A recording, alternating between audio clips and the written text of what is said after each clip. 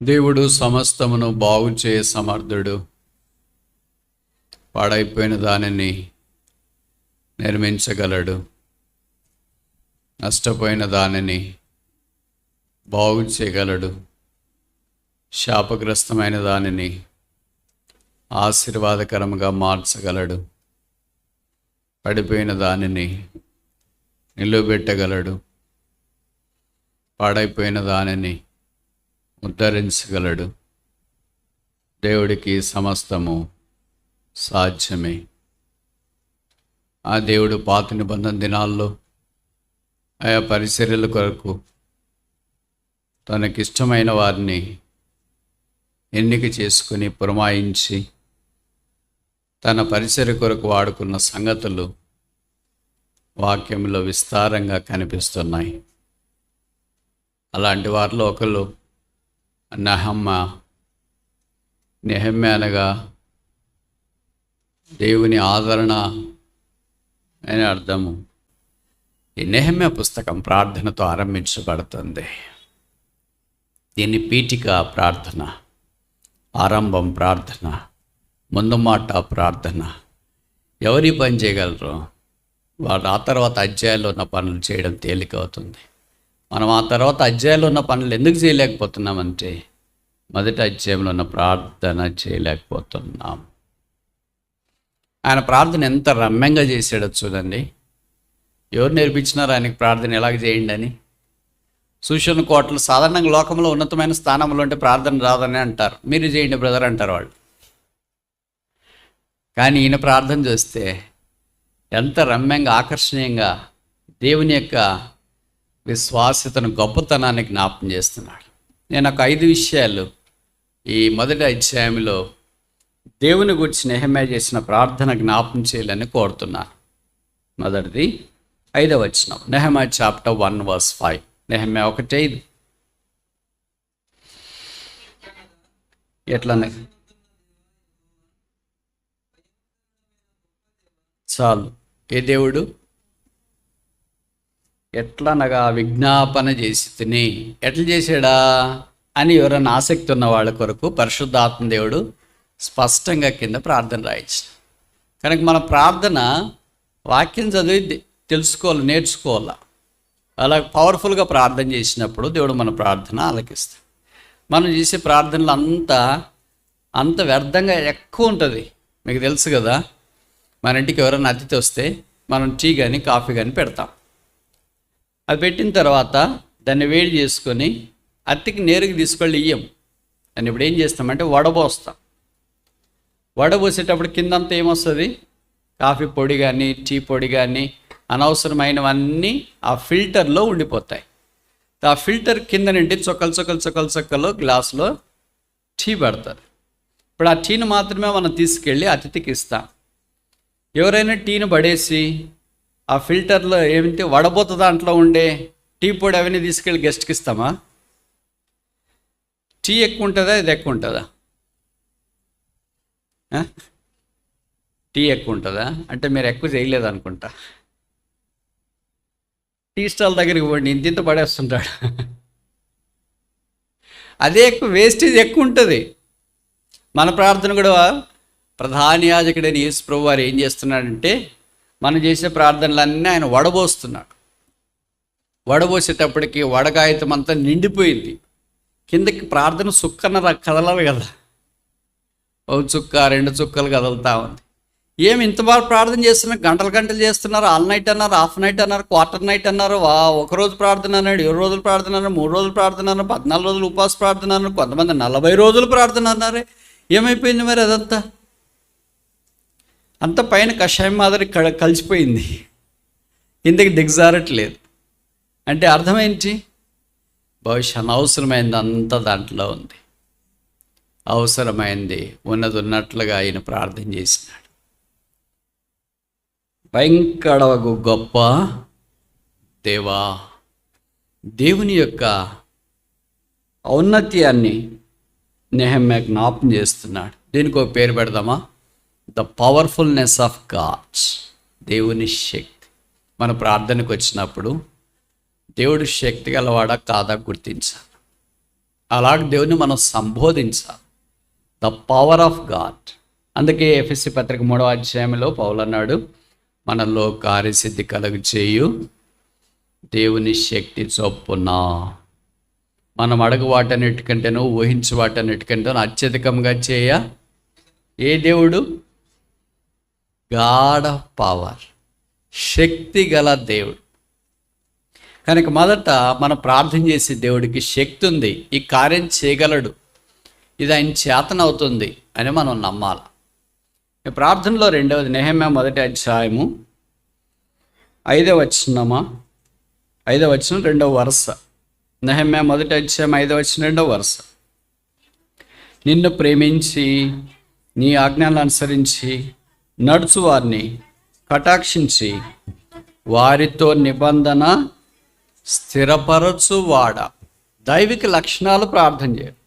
నేను చాలా స్థలాలకు వెళ్ళాను, చాలామంది ప్రార్థన చేసే ప్రార్థనలు విన్నాను. ఆ ప్రార్థనలో పస ఉండదు, సారం ఉండదు, బలం ఉండదు. ఎందుకంటే అన్ని సొంత మాటలు వాడుతుంటాం. దేవుని వాక్యంలోని పదాలు మనం వాడు. నిబంధన స్థిరపరచువాడా. ఎప్పుడైనా ఇలాంటి ప్రార్థనలు చేసినామా? భక్సింగ్ గారు ఇది ఎక్కువ చేసేవాడు. Covenant giving God, covenant keeping God. నిబంధన ఇచ్చి నిబంధన నెరవేర్చువాడు. ఆయన పేరే నిబంధన స్థిరపరచువాడు అని అర్థం. ఇవి మనం ఎప్పుడో మర్చిపోయినాం. మనం ఎంతసేపు ఉన్న ప్రార్థనకు మన మెరిట్ మీద వస్తాం, మన భాష మీద వస్తాం, కానీ దేవుని యొక్క మెరిట్ మీద మనం రాలేకపోతున్నాం. అందుకే బహుశా మన ప్రార్థనకు జవాబు రావట్లేదేమో. ఇది దేవుని యొక్క నిబంధనకు సంబంధించి మన జ్ఞాపకం చేస్తుంది. నిబంధన ఎవరు చేస్తారు? నమ్మకమైన వాళ్ళే చేస్తారు. ఫెయిత్ఫుల్నెస్ ఆఫ్ గాడ్స్, దేవుని యొక్క నమ్మకత్వం. ఆయన చేసిన తర్వాత మాట తప్పడు, ఆయన మారనే దేవుడు. కనుక మనం ఎప్పుడు ప్రార్థన చేసినా దేవుని వాగ్దానాలు ఎత్తిపట్టి ప్రార్థన చేయాలి, వాక్యం ఎత్తిపట్టి ప్రార్థన చేయాలి. మన ప్రార్థన అంతట్లో 5 నిమిషాలు 10 నిమిషాలు చేస్తే ఒక్క వాక్యం కూడా ఉండదు. అంటే రెఫరెన్స్లు చెప్పమని కాదు దీని అర్థము. బైబిల్లో మా పితరులకి ఇలాగ చేసి అబ్రహాము దేవా, ఇస్సాకు దేవా, యాకోబు దేవా అని మన భక్తులు ఎందుకు ప్రార్థన చేశారు?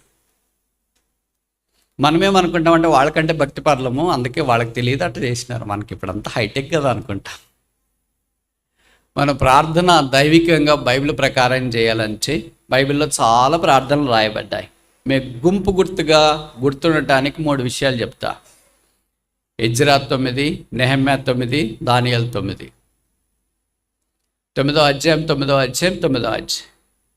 ఈ ప్రార్థనలు మనం చదువుకోగలిగితే మనం ఎలాగ ప్రార్థన చేయాలో నేర్చుకోవటానికి అవకాశం. ఎజ్రా 9, నెహెమ్యా 9, దానియేలు 9. వీరంతా మన మాదిరి సాదాసీద మనుషులు కాదు. దేవునితో పోరాడి గొప్ప పనిని నెరవేర్చిన వారు. కనుక ప్రార్థనలో రెండవ సంగతి ఏంటంటే ట్రూత్ఫుల్నెస్ ఆఫ్ గాడ్, దేవుని యొక్క విశ్వాస్యతను, ఫెయిత్ఫుల్నెస్ ఆఫ్ గాడ్ జ్ఞాపకం చేసి. 3వది చూస్తామా? నెహెమ్యా 1వ అధ్యాయం 8వ వచనం. 1:8.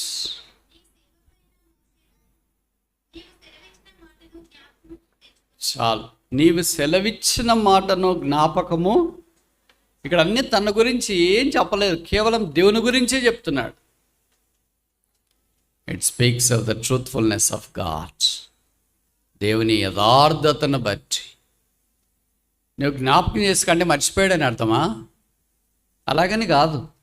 దేవుని మాటలు దేవునికే తిరిగి మనం జ్ఞాపకం చేయడం ప్రార్థనలో ఉద్దేశం. కనుక మొదటిది ఏంటి? భయంకరవగు పవర్ఫుల్నెస్ ఆఫ్ గాడ్, దేవుని యొక్క శక్తి. రెండవది నిబంధన నెరవేర్చువాడు, ఫెయిత్ఫుల్నెస్ ఆఫ్ గాడ్, దేవుని యొక్క విశ్వాస్యత. మూడవది మోషేతో సెలవిచ్చిన మాట జ్ఞాపకం చేసుకున్నాము, ట్రూత్ఫుల్నెస్ ఆఫ్ గాడ్, దేవుని యథార్థత. నాలుగవది నెహెమ్యా 1వ అధ్యాయం 6వ వచనం.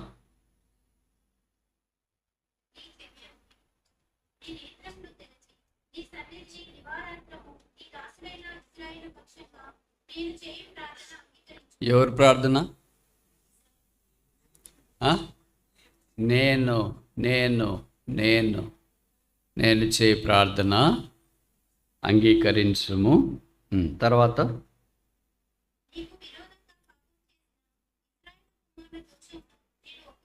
ఎవరు ఒప్పుకుంటున్నారు? ఎవరు చేసింది? మనమైతే ఏం చేస్తాం? మంది కూడా వాళ్ళ మీద వేసేస్తాం. నెహమ్యాకి ఆపోజిట్. నెహమ్యా తన మీద వేసుకున్నాడు.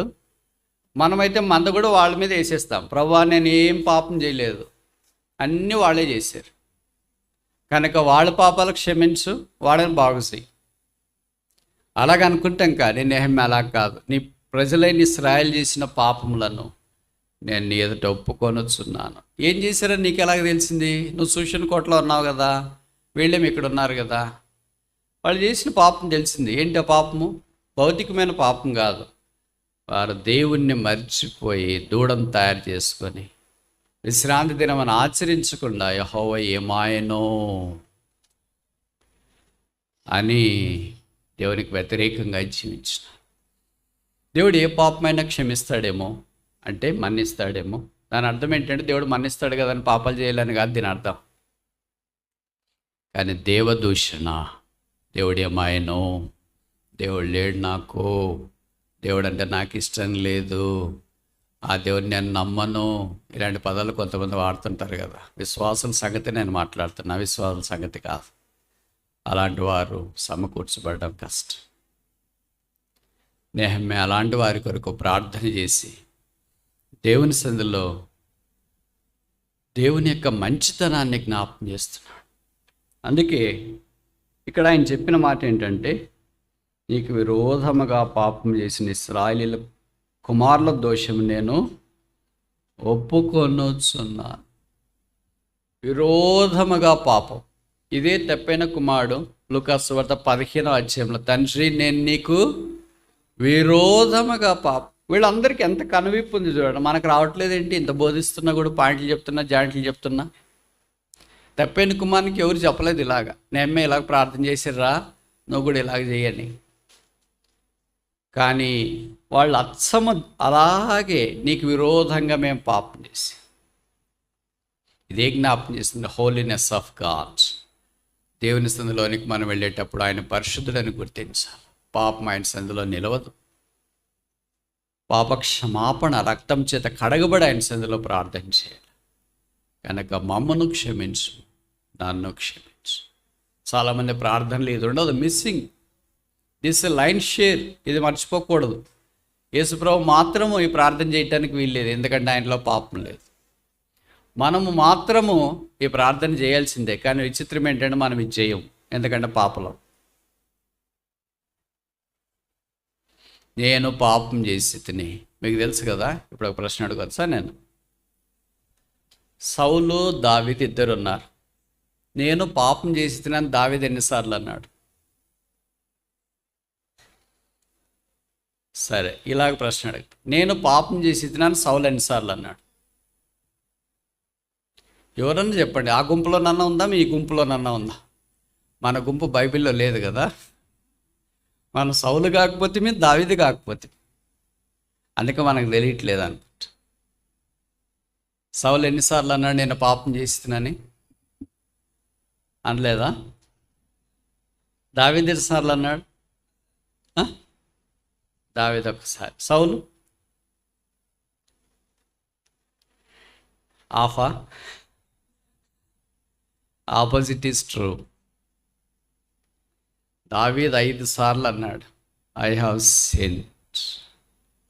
సిన్డ్. పాపం చేసింది నేను, గొర్రెల్లాంటి ప్రజలు ఏం చేశారు? శిక్షించదలుచుకుంటే నన్ను శిక్షించు, ఈ గొర్రెల్లాంటి ప్రజలను ఎందుకు శిక్ష? దేవుడు దావీదుని శిక్షించడానికి ఇష్టపడగలరా? ఇలాంటి సందర్భాల్లో 51వ కీర్తన దాకా దావీదు 5 సార్లు అన్నాడు ఐ హ్యావ్ సిన్డ్. నేను పాపం చేసి. సౌలు ఎన్నిసార్లు అన్నాడు తెలుసా? 2 సార్లు ఐ హ్యావ్ సిన్డ్. కానీ సౌలు మనస్ఫూర్తిగా ప్రార్థన చేయలేదు, నేను పాపం చేస్తున్నాను. దావీదు మనఃపూర్తిగా ఆ ప్రార్థన చేసినాడు. పాపం చేసింది నేను.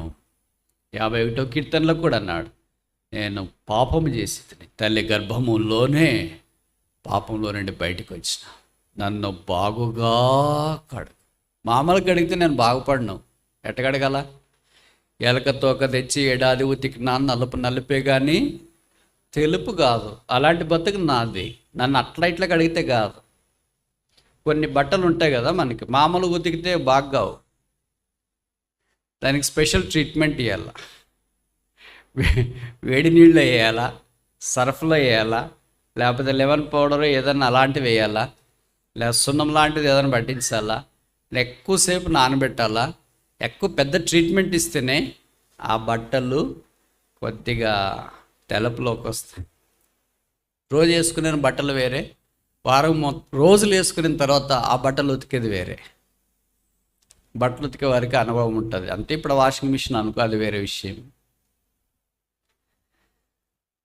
దావీదు అన్నాడు, నన్ను కడిగితే నేను బాగాలేను, నన్ను బాగుగా కడగము. దావీదు లాంటి బాగా కడగంటే మనమేమనాలా? మీరేమనాలి చెప్పండి? నేనైతే ఏమంటే తెలుసు, నన్ను కడుగుతానే ఉండు ప్రభు, ఆపేయద్దు. ఉదయం నుండి రాత్రి దాకా కడుగుతూనే ఉండు. యేసు రక్తము ప్రతి పాపము నుండి మనలను పవిత్రులుగా ఇచ్చి, నెహమ్యా కడగబడ్డాడు. దేవుడు ప్రార్థన ఎన్ని చూసాం ఇప్పటిదాకా? దేవుని లక్షణాలు ప్రార్థనలో చూడటానికి ఆరంభించిన. మన ప్రార్థనలో ఏముంటాయి? మన లక్షణాలే ఉంటాయి. మన లక్షణాలు ఎలాంటి ప్రార్థన? పరిశీలి చేసే ప్రార్థన. నేను అట్లున్నా ఇట్లున్నా బాగున్నా, అసలు నేనంటే ఏమో నీకు తెలుసా? అవన్నీ ఒకటన వాడినాడా ఈయన? 5వ దాకరిది నెహమ్యా 1వ అధ్యాయం 11వ వచనం పెద్దగుంది, మధ్య భాగం నేను చూద్దాం. ఈ దినమందు నీ దాసుని ఆలోచన సఫలపరిచి ఈ మనుష్యుడు నా యందు దయ చూపినట్లు అనుగ్రహించమని నిన్ను. ఎవరు మనుష్యుడు? ఎవరు మనుష్యుడు? రాజు దేవుని స్థలంలోకి వెళ్ళిన తర్వాత నెహమ్యాకి ఎలా కనిపించినాడు? మనుష్యుడిగా కనిపించాడు. That is power of the prayer. మనుషులందరూ భూమి మీద దేవుని స్థలంలో ఎలా కనిపిస్తారు? దృఢప్రాయమైన మనుషులుగా కనిపిస్తారు.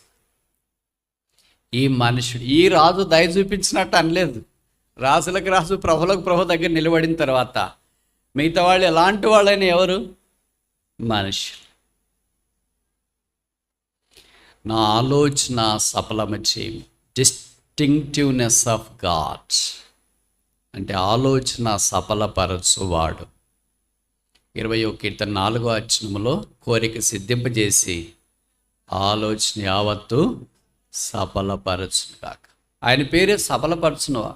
ఒకటో కీర్తనలో మనం చూస్తాం, అతడు చేయనదంతయు 138వ కీర్తన 8వ వచనం, యెహోవా నా పక్షమున కార్యము సఫలము చేయి. 2వ అధ్యాయం 20వ వచనం నెహమ్యా, ఆకాశమందున్న దేవుడు మా యత్నమును సఫలం. ఇవన్నీ మనకు ఉండాలా. ఏముండాలా? ఆలోచన ఉండాలా, కార్యములు ఉండాలా, తర్వాత పనులు ఉండాలా. ఇవన్నీ ఉంటేనే దేవుడు సఫలం చేస్తాడు. మనకి ఏం ఆలోచనే లేదు. ఉదయం లేచిన వెంటనే ఏంటంటే ఏం ఆలోచన లేదు, అన్ని ప్రభువే చూసుకుంటాడు. భోజనం కూడా ప్రభువే చూసుకుంటాడు. మరి ఎందుకు తింటావు? అర్థమైంది నేను చెప్పే మాటలు? ఆకలేస్తుంది అప్పటికి సమయానికి. ప్రభువే చూసుకుంటాడని మరి నీకు ఏం ఆలోచన? ఈ ఊరిలో దేవుడు నన్ను సేవకుంటున్నాడు, ఇక్కడ ట్రాన్స్ఫర్ మీద తెచ్చినాడు, ఇక్కడ ఉద్యోగం చేస్తున్నాను, ఇక్కడ చదువుకుంటున్నాను, ఏం ప్రభు కొరికి ఏం చేయాలని ఎప్పుడైనా ఒక పొరపాటున ఒక ఆలోచన వచ్చిందా? అయ్యో కోవిడ్ దినాల్లో ఏం ఆలోచనలు బ్రదర్, ఎట్లా బయటపడ్డాలో ఇదే ఆలోచించి తలనొప్పి వచ్చింది, headache. We should have a heartache, not headache. అర్థమైందే నేను చెప్పే మాటలు? విశ్వాసకి ఏముండాలా? గుండె పిండినట్లు ఉండాలా. కానీ ఏం పిండినట్లుంది? తల పిండినట్లుంది. అదే రాంగ్. మనకు తల పిండినట్లుంది, ఎంత హెడ్ఏక్ వస్తుంది కానీ గుండె పదిలంగా ఉంది. ఇలాంటి ప్రార్థన చేసి చివర్లో ఆయన చెప్పిన మాట చూడండి, ఆఖరి వరుస, మొదటి అధ్యాయం ఆఖరి వరుస. Oh what a classic disposition of his introduction. తన గురించి ఎంత రమ్యంగా, ఎంత దీనుడండి. ఇలా ప్రార్థన చేసే దేవుడు హృదయం కరిగి బద్దలైపోయి మెల్ట్ అయిపోయి అక్కడ దిగేసి వచ్చింది. మనం అయితే మొదటే నేను డబ్బా కొట్టి కొట్టి కొట్టి డబ్బా పోతుంది, కొట్టిన అది కూడా పోతాయి, కర్రలు కూడా పోతాయి. ఇక్కడ నో డబ్బా నో కర్రలు, నేను రాజుకు గిన్నె అందించేవాడు. ఇక్కడేం మాట్లాడుతున్నాడు? రాజు. పైన వరుసలు ఏమన్నాడు? మనిషి. ఇలాంటి భక్తులు చేసే ప్రార్థనలో దేవుడు అంగీకరించకుండా దాటిపోతాడా? మనం ప్రార్థనలు చేస్తూనే ఉన్నాం కానీ మరి ఏమి అవి ఫ్యాన్ కూడా తగలట్లేదు, బస్ అక్కడే తిరుగుతున్నాయి. నేను ఇలాగ అంటున్నానని ప్రార్థన చేయడం మానేద్దండి, చేస్తూనే ఉండండి. ఈరోజు ఒకరోజు ఫ్యాన్ తగులుతుంది. ఆకాశమందన దేవుడు మన ప్రార్థన ఆలకిస్తాడు. ఇప్పుడు దేవుని యొక్క 5 సుగుణాలు ఇక్కడ మనం చూస్తాం. ఆయనకు మొదటి అధ్యాయంలో ఆయన ప్రార్థన మనకు జ్ఞాపకం చేయం. ఇలాగా ఆయన చేసిన ప్రార్థనలు నెహెమ్యా అంతట్లో చెప్పబడాయి. కొన్ని చోట్ల ఆయన చేసిన ప్రార్థన అంతా రాయబడింది 1వ అధ్యాయం 9వ అధ్యాయంలో. మిగతా చోట్ల ఒకే వరుసలో చెప్పబడింది, దేవా నన్ను జ్ఞాపకం చేసుకున్నాము, దేవా నా ప్రార్థన ఆలకించుము, దేవా నా చేతులు బలపరచుము అని ఒకే వరుసలో ప్రార్థన చేసి. ప్రార్థన ఎలాగ చేసినా ఈయన ప్రార్థన దేవుని హృదయాన్ని తాకింది, ప్రభావితం చేసింది. నాకు ఆశ్చర్యం వేస్తుంది, ఒక రాజు అంతఃపురంలో పనిచేసేవాడికి ప్రార్థన అంటే ఇంత భారం ఉందా? ఎంత ప్రార్థన పడైంటాడు. బైబిల్లో దానియేలు గురించి కూడా చెప్పబడింది కదా, ఇట్టి శాసనము సంతకం చేయబడినని దానియేలు ఎరిగి యథాప్రకారము ఇంటికెళ్ళి కిటికీ యెరూషలేము వైపు తెరిచి ముమ్మారు ప్రార్థన చేసి. ఆయన ఒక ప్రైమ్ మినిస్టర్. మన చిన్న చిన్న ఉద్యోగాలు చేసుకునే వాళ్ళకి టైం లేదు టైం లేదు టైం లేదు టైం లేదని ఒక స్లోగన్ కనిపెట్టినమ్మా. ఎక్కడుందంటే టైం, భర్తతో మాట్లాడటానికి టైం లేదు, భార్యతో మాట్లాడటానికి టైం లేదు, పిల్లలతో మాట్లాడటానికి టైం లేదు, సేవ చేయటానికి టైం లేదు, మొబైల్ చూడటానికి మాత్రం ఫుల్ టైం. సోషల్ మీడియాలో ఎప్పుడు ఫుల్ యాక్టివ్ అంట, ఎప్పుడు చూసినా యాక్టివ్ ఉంటారంట. నాకు తెలియదు యాక్టివ్ అంటే ఏమో. దాంట్లో వాట్సాప్లో యాక్టివ్గా ఉన్నారు, ఫేస్బుక్లో యాక్టివ్గా ఉన్నారు, ఇన్స్టాగ్రామ్లో యాక్టివ్గా ఉన్నారు, అన్ని దాంట్లో యాక్టివ్గా ఉన్నారు. కానీ ప్రభుత్వం మాత్రము ఇన్యాక్టివ్. ఇది విషాదం. అందుకే ఈ అధ్యాయం ప్రార్థనతో ఆరంభించబడింది, ఆ తర్వాత పనిచేసిన. మనం కూడా ప్రార్థనతో ఆరంభించి పనిచేస్తే దేవుడు చేస్తాడు. మన చుట్టూ ఉన్న పరిస్థితులన్నీ ప్రతికూలంగా ఉంటాయి, ఎక్కడ అనుకూలంగా లేదు. బైబిల్లో పరిస్థితులన్నీ అనుకూలంగా ఉన్నప్పుడు దేవుడు పనిచేసినట్లు నాకు తెలిసి చాలా తక్కువ సందర్భాలు ఉన్నాయి. మోషే 3 నెలలు దాచిన తర్వాత వాళ్ళ అమ్మగారు నాన్నగారు జంపపెట్లు వేసినప్పుడు ప్రతికూలంగా కాకుండా అనుకూలంగా ఉన్నాయా? అబ్రహాం పిలువబడినప్పుడు దేవుని మాటకు విధేయత చూపించి వెళ్ళేటప్పుడు పరిస్థితులు ప్రతికూలం కాకుండా అనుకూలంగా ఉన్నాయా? యోసేపు చెరసాల్లోనికి వేయబట్టడానికి మునుపు అమ్మబడినప్పుడు ఆయనకు ప్రతికూలంగా ఉన్నాయి, అనుకూలంగా ఉన్నాయి పరిస్థితులు. మీరు బైబిల్ ఏ ఒక్కడికైనా చూడండి, యాకోబు అన్న ఇద్దరు నుండి పారిపోతున్నప్పుడు పరిస్థితులన్నీ ఆయనకు అనుకూలంగా ఉన్నాయా? వాడు మామగారు స్వాగతం కలిపాడా, మెసేజ్ పంపించినాడా, అల్లుడు వచ్చేసి తొందరగాని? All biblical stalwarts have gone through unfavorable conditions. బైబిల్లో గొప్ప అజానుబాహులు, ఆత్మీయమైన అజానుబాహులు ప్రతికూల పరిస్థితులు గుండా వెళ్ళారు. మనకి తేడా ఏంటంటే మనం పరిస్థితులు చూసి ఆగిపోయాము, వాళ్ళు పరిస్థితులు చూసి ఆగిపోయారు. ఇంకోసారి చెప్పనా?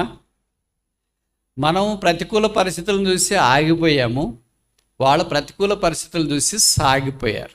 తేడా అదే. వాళ్ళు గొప్పవాళ్ళు అయ్యారు, మనం ఆగిపోయాం కనుక ఇక్కడ ఉండిపోయాం. నెహెమ్యా పరిస్థితులన్నింటిలో సాగిపోయాడు కనుక మనం ఏమైనా దేవుని సన్నిధిలో కన్నీరు కార్చే ప్రార్థన చేయగలిగితే, దేవుడు వినే ప్రార్థన చేయగలిగితే దేవుడు కార్యం చేస్తాడని బైబిల్ మనకు ఘోషిస్తుంది.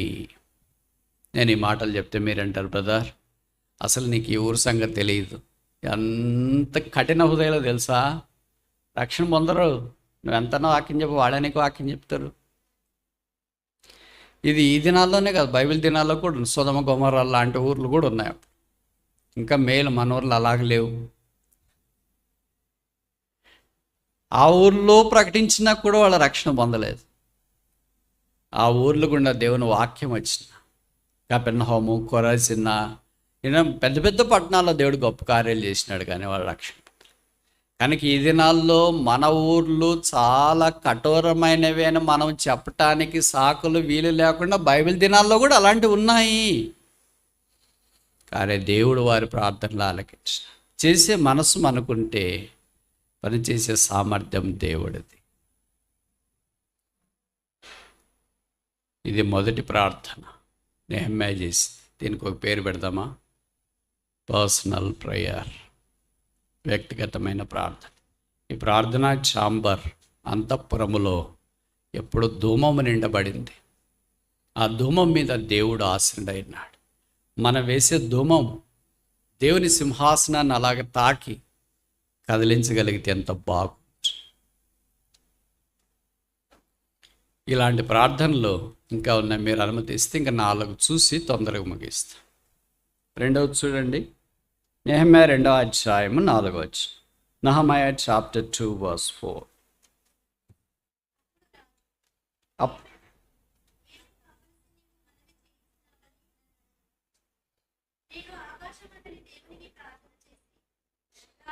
చాలు, ఆకాశమందున దేవునికి. ఇప్పుడు మొదటి అధ్యాయంలో ఉన్నట్లు విస్తారమైన ప్రార్థన సారము 2వ అధ్యాయంలో రాజు దగ్గరికి వెళ్ళినప్పుడు చేయలేదు. రాజా కొద్దిసేపు ఆగు, ప్రార్థన చేస్తున్నా, అప్పుడు నీకు చెప్తానని చెప్పలే నెహెమ్యా. అందుకే దీన్ని బైబిల్ పండితులు ఏమంటారంటే ఫ్లాష్ ప్రేయర్ అంటారు. కనరెప్ప పాటున ప్రభువా నన్ను జ్ఞాపం చేసుకొని ప్రార్థన చేసినాడో, రాజు హృదయాన్ని మార్చని ప్రార్థన చేసినాడో, నా నోట మాట ఉంచని ప్రార్థన చేసినాడో, ఆయనకు దయగలిగించని ప్రార్థన చేసినాడో, ఏ పదం వాడినాడో మనకు తెలియదు. బహుశా పేతురులాగా ఒకే మాట పలికినాడు. పేతురు అన్నాడు కదా, సముద్రంలో మునిగిపోతున్నప్పుడు ఇంత దీర్ఘంగా ప్రార్థన చేయలేదు. మనం సముద్రంలో మునిగిపోతున్నప్పుడు భీకరమైన దేవా, భయంకరమైన దేవా, అబ్రహాముతో చేసిన మాట జ్ఞాపం చేసుకో, మోషేతో చేసిన మాట జ్ఞాపం చేసుకుంటే కింద చేపలు వచ్చి పట్టుకుపోయింటే నేను. కొంతమంది అలాగ ప్రార్థనలు చేస్తుంటారు. ఫ్లాష్ ప్రేయర్ అప్పుడు ఒకటే ఒక మాట, లార్డ్ సేవ్ మీ, ప్రభువా నన్ను రక్షించు. ప్రభు వచ్చినాడు చేయబట్టి. మనం అట్లాంటి ప్రార్థనలు చేసేటప్పుడు ఇట్లా దీర్ఘంగా ప్రార్థన చేస్తుంటాం. అబ్రహాం దేవా, పరిశుద్ధ దేవా, ఆ దేవా, ఈ దేవా అని ఇలాగ దీర్ఘంగా ప్రార్థన చేయాల్సినప్పుడు ఇలాగ ప్రార్థన, ప్రభువా నన్ను రక్షించు, నాయన నీ ఇష్టమైతే రక్షించుకో, లేకపోతే తీసుకో. బతుకు మీద నీరసము, విసుగు. కానీ బైబిల్ అలాగలేదు. నెహెమ్యా రాజు సన్నిధిలోకి వెళ్ళి ప్రార్థన చేసిన.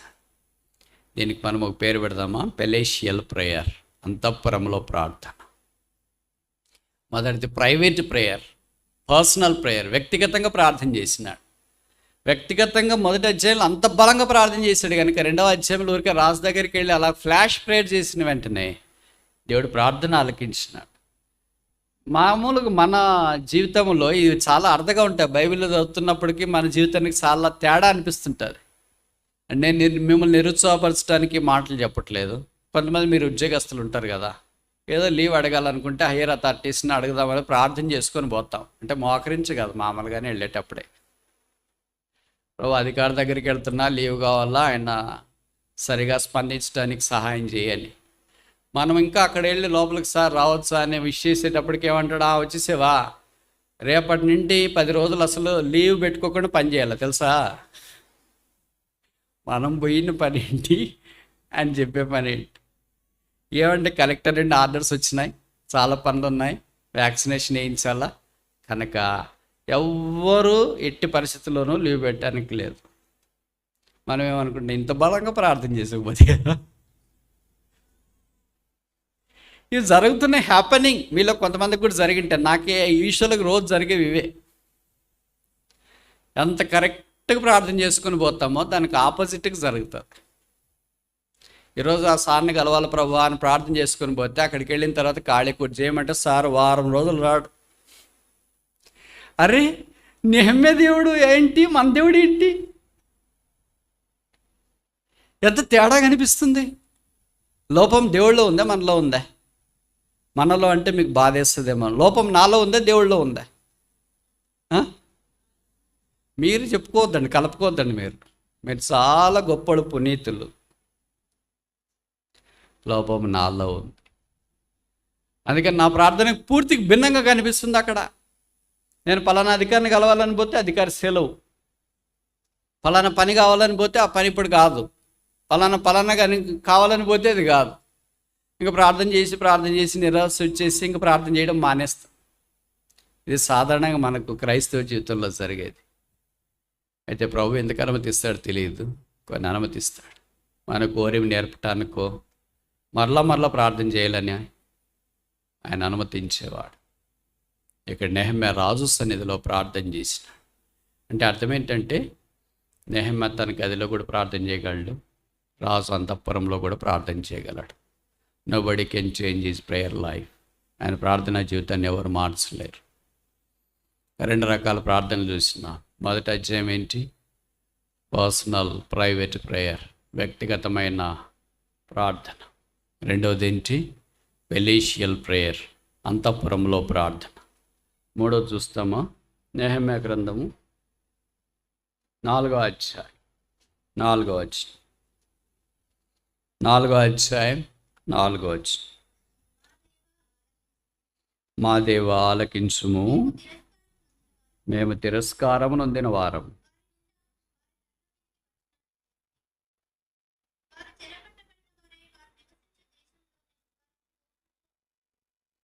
ఇక్కడ శత్రువు ద్వారా వారికి ఎదిరింపు వచ్చింది. 4వ అధ్యాయం 1వ వచనం. మేము గోడ కట్టుచున్న సమాచారం విని సన్బల్లతు మిగుల కోపగించి రౌద్రుడై యూదులను ఎగతాళి చేసి, ఇంకా కింద వచ్చిన సంగతులన్నీ రాసినారు. ఎగతాళి, వెటకారము ఈ దినాల్లో వచ్చింది కాదు, అప్పట్లోనే వచ్చింది. వాళ్ళ ఎటకారం ఇవన్నీ చేస్తే నెహమ్యా ఏం చేశాడు? మా దేవా ఆలకించు. Persecution prayer.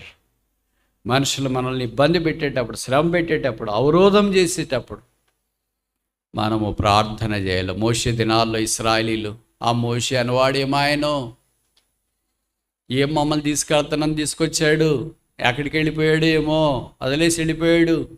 ఇవన్నీ మోషేకి తెలిస్తే రాళ్లతో సాగొట్టాలంటే బైబిల్ ఏం రాశారు? మోషే యెహోవా సన్నిధిలో సాగిలపడు.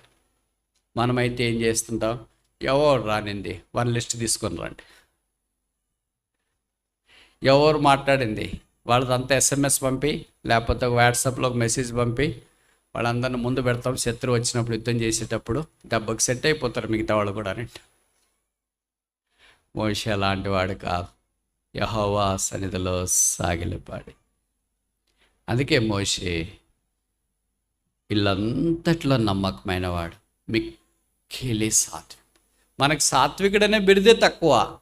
ఎవరైనా మనం సాత్వికులు అంటారా? అబ్బా అక్క ఎంత సాత్వికురాలు, అన్న ఎంత సాత్వికులు అబ్బా అని మన గురించి ఎవరైనా అంటారా? ఆయన కళ్ళు నెత్తి మీద పెట్టుకొని నడుస్తుంది, ఆమె భూమి మీద అర్ధించి పైన నడుస్తుంది. కింద నడిచేవాళ్ళు ఎవరు మరి? సాత్వికులు. వారు దేశాన్ని స్వతంత్రించు. మోషే సాత్వికుడు మాత్రమే కాదు, ఒక విశేషణం ఏంటి? మిక్కిలి సాత్వికుడు.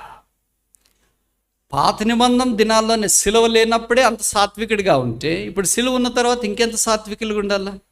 కానీ మనకు అంత ఆపోజిట్ ఉంది.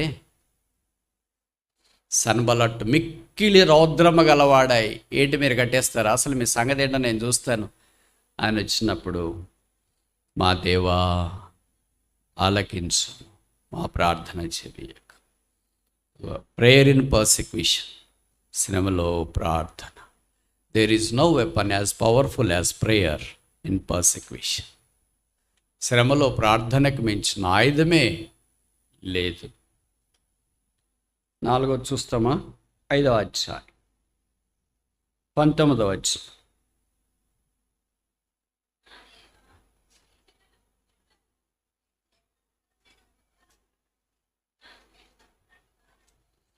నా దేవా నన్ను దృష్టించుము.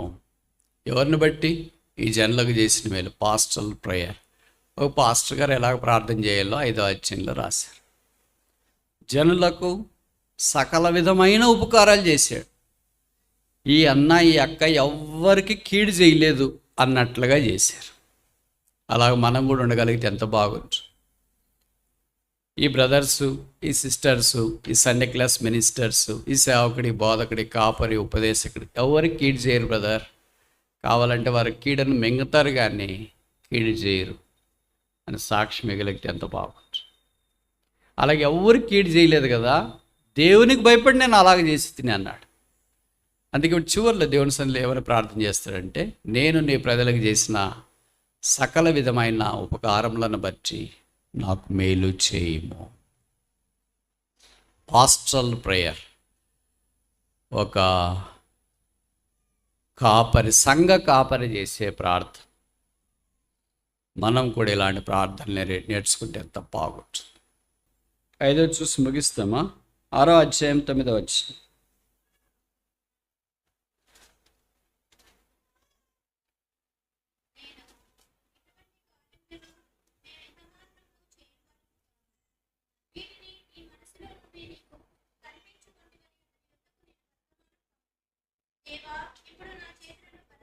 దేవా, ఎంత short, sweet, Sublime, simple spiritual prayer. Lord remember me. Lord strengthen my heart. Lord strengthen my hands. Prayer for the power prayer. నా చేతులను బలపరచు. ఇప్పుడు చేతులను బలహీనపరుస్తున్నారు. చేతులను బలహీనపరుస్తున్నారంటే అర్థమేంటి? పని చేయకుండా ఆటంకం చేస్తున్న సన్బేటోబై ఇలాంటి వాళ్ళు కాని మాటలన్నీ చేసి, లెటర్లు రాసి, గందరగోళం చేసి, గబ్బు పట్టించడానికి ప్రయత్నం చేసి నెహమ్యా గోడ మీద ఉంటే వర్తమానం పంపించేశారు. నువ్వు దిగుతావా లేదా? మనం ఏంటి ఏం చేసి ఉంటాము? ఏం చేసింటాం? అసలు గోడ ఎక్కితే కదా ఏమని చేయటానికి. గోడ కిందే ఉండింటాం. కావాలంటే వాళ్ళని ఎక్కించింటాం, సన్బలాట్ టోబియాని. నేను అలాంటి వాడు కాదు. నేను వచ్చిన పని ఒకటి, నేను చేస్తున్న పని అదే. కనుక ఆయన అన్నాడు, నేను చేయి పని చాలా గొప్పది. I can come down. నేను దిగరాలేను. ఎవరి believer is on the wall. ప్రతి విశ్వాసి గోడ మీద ఉన్నాడు. సాతానుడు ఒక బాక పెట్టి ఊతున్నాడు, దిగిరా దిగిరా దిగిరా దిగిరా, సండే క్లాస్ దిగిరా, యూత్ మీటింగ్ దిగిరా, సువార్త గుడికి దిగిరా, సువార్త దిగిరా, సేవ దిగిరా, stage దిగిరా. Every word that occurs, come down is the spirit of Tobiah. దిగిరా దిగిరా. యేసుప్రభు శిలువ మీద ఉన్నప్పుడు కేకలేశారు యూదులు. ఏమని? నువ్వు యేసు అయితే, నువ్వు రక్షకుడు అయితే దిగిరా, నిన్ను రక్షించుకో, మమ్మల్ని కూడా రక్షించు. దిగి వస్తే మనందరి సంగతి ఏం కావాలి? మనం శిలువ మీదకి ఎక్కాలి. మనం శిలువ మీదకి ఎక్కడానికి దేవుడు తాను మానవుడికి భూమి మీదకి రాలేదు. అందుకే ఆయన శిలువ మీద అవమానాన్ని సహించిన, ఆయన శిలువ మీద ఉండిపోయాడు. భూమి మీద ఉన్న నెహమ్యా, పాత నిబంధన నెహమ్యా గోడ మీద ఉన్నాడు. కొత్త నిబంధన పరలోకపు నెహమ్యా శిలువ మీద ఉన్నాడు.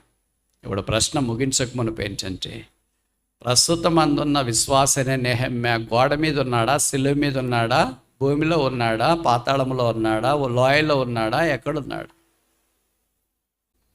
నేను రాను. ఒకసారి కాదు, 2 సార్లు కాదు, 4 సార్లు వర్తమానం పంపించినారు. అమ్మ రాకపోతే ఇంకేమైనా ఉందే, వదులుతారా వాళ్ళు? ఏం జరిగి happen what may happen, I am on the lord's great work. నేను ప్రభు యొక్క గొప్ప పని మీద ఉన్నాను. ఏమైనా జరిగినాయి, ఐ కాంట్ కమ్ డౌన్. నేను కొంతమంది సలహాలు ఇచ్చినారు పారిపోమని. మనలాంటి వాళ్ళు ఏంటంటే కరెక్ట్గా చేసింటాం ఆ పని. నేను అన్నాడు, నాలాంటి వాడు పారిపోవచ్చా? నాలాంటోడు,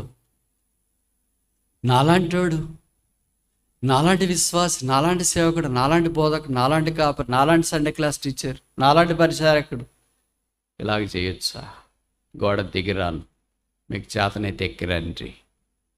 అది నా నెహమ్యా గోడ మీద ఉన్నట్లు, ఇది నా దేవుని సంఘం గోడ మీద ఉండి గోడను కట్టాలని దేవుడు కోరుతాడు.